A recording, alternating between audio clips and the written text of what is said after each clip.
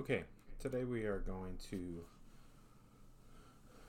isolate our textures so that we are able to use them in layers and on other photographs in the future. I am working on my Mac, so some of my keys are going to be a little bit different and the setup's a little bit different, but for the most part it's the same. The first thing I'm going to do once I have my Photoshop window open with some of my texture pictures that I took, so I want to clear some of this clutter out. So over here, the learn file, I'm just going to minimize that, and I'm going to minimize my color and swatches so that I've just got my menu bars down here. If I wanted to get these even more condensed, I can grab these dots up here and take them and move them down here so that I really have only one bar on the side, so that I can clear some of that clutter out. Okay, so the first one we're going to do is going to be this tree bark, and then we'll get to the other one. First thing we want to do is we want to grayscale our image. Okay, and when it asks to discard the color information, I am going to discard it because in the end we're going to be saving this as a different file, so we're not actually altering our original file. We will still have that in case we need to go back and do anything. There are two ways to adjust our contrast. The first thing we want to do is go into adjust contrast, and we want to heighten our contrast as much as we can so that our blacks are black and our whites are really white. Okay, I'm going to hit OK. Now I can go back into that if I wanted to, and I can adjust my contrast again and it'll heighten it even more. Okay, you don't need to do this over and over because what I'm going to show you to create more of a contrast, but you can go back and create more contrast based on what you have. So now I'm going to go into adjustments, and I'm going to go to posterize. And when it comes to posterize, what it's going to do is break it down into different levels of color. So if I go 2, all I'm going to have is black and white. If I go 7, I'm going to have gray tones in between. And the more levels I have, the more it's going to look like an actual photograph. So if I do, let's say 25, it looks more like our original photograph than if we were to have 2 levels. So I'm going to break this down into 2 levels so it's just black and white, and I'm going to hit OK. What we want to do now is we want to get rid of any of the white, or we could get rid of the black. But to do that, we need to select it. So the first, we're going to go over to our toolbar on the left-hand side, and we are going to search for our Magic Wand tool. Our Magic Wand tool is hidden under Other Tools, okay, and it's under your Quick Selection tool. So when you click on your Quick Selection tool, hold the button down, and you will get this menu, and click the Magic Wand tool.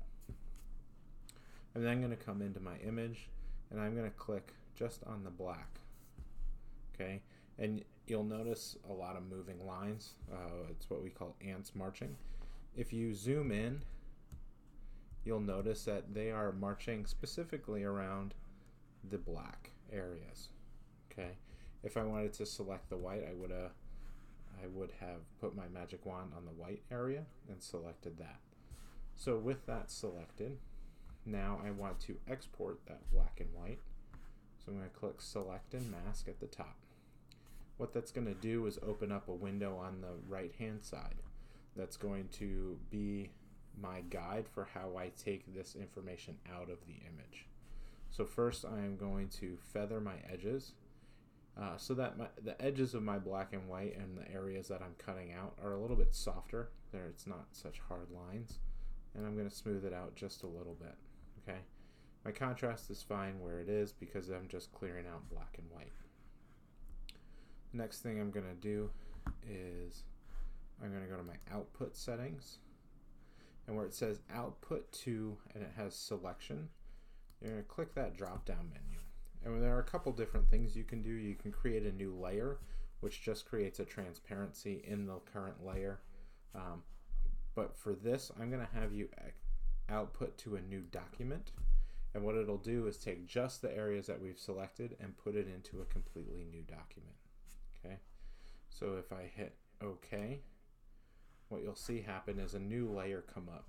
The new layer will just be the black parts, and the areas that were white are now this checkerboard, and that shows that that is clear to the layer below. So what I want to do now is I want to save this. So I'm going to go save as, and you're going to go into the area where you're keeping these textures. So right now I have a USB that I have my textures on.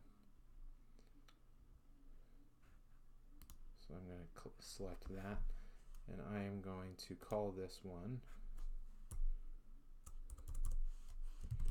Bark. Okay, and then I will hit save. Oh, sorry.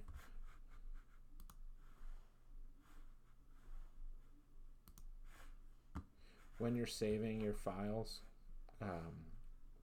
you may want to change what you save it under. You can save it under a Photoshop file. You can save it as a JPEG because it'll save as an image then, or you can save it as a PNG. If you save it as a PNG, it's not going to affect the quality as you move it and place it in other areas and resave it and adjust it.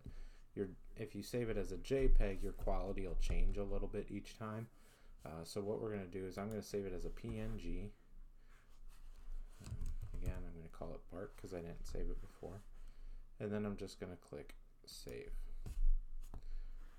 The format that you save it under is purely your choice and how you want to be able to pull it up later on.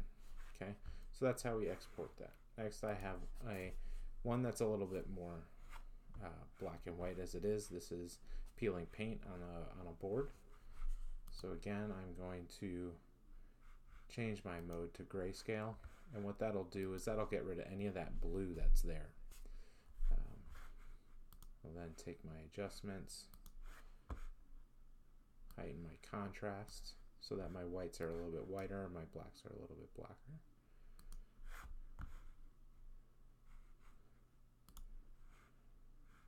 Now I will posterize.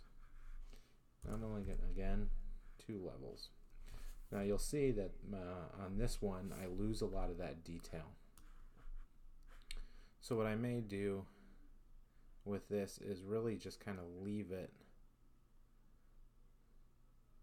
here. I may lower my levels so that I'm able to keep that, or raise my levels so it's not just black and white, that I keep those grays. So I'm going to choose my magic wand. Again, I'm going to select the white areas, and you'll notice that I have these marching ants. All right. So now what I want to do is I want to right click, because what I really want, right now it has the white area selected. I really want the gray areas selected. So I'm going to click, and I'm going to right click on it. I'm going to select inverse. Okay. When I select inverse, it switches from having the white areas selected to now having the black and gray areas selected. So again, I'll go into my select and mask. I'll feather my edges to about 2.5. Smooth it out just a little bit. Output to a new document, and then hit OK. And now this is kind of hard to see, and it doesn't show up well on the checkerboard background, but when you overlay this on top of another image, it'll show up a little bit more, especially when you start to play with the transparencies and stuff. You'll notice some of your textures kind of disappear when you do this. Some of them are a little bit stronger. Things like the tree bark are a little bit stronger, and a lot of that depends on the color of the image to begin with. So make sure your textures are sorted out and sorted through, and save them so you can easily access them. You may want to start tagging them in Bridge so that when you need them for future projects and overlays and things like that, you can access them easily.